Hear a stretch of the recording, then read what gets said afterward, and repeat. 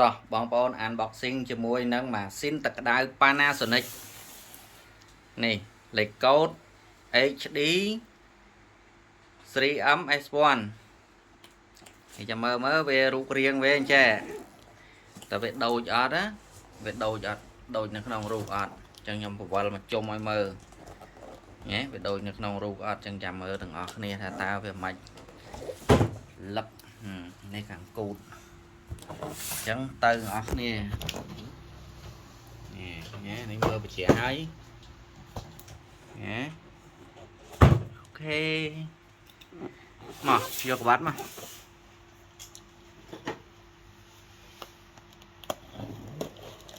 ចង់ដឹងខាងក្នុងវាយ៉ាងណាដែរ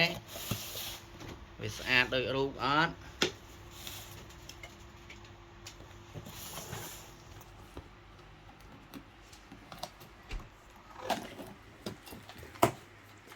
ចេញមកហើយបងប្អូនវ៉ាវយ៉ាអីយ៉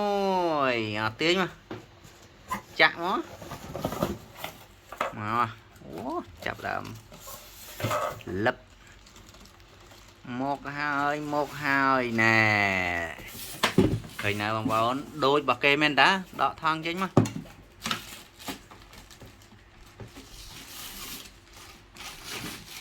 ណែ Panasonic ដូចក្នុងរូបបែបដែរបងប្អូនមើលដូចហ៎ណាកូដគេនេះកូដគេបងប្អូននេះ HD 3M S1 នេះកុងតាក់គេនេះនេះត្រជាក់ឬក៏ក្តៅនេះបិទអូខេ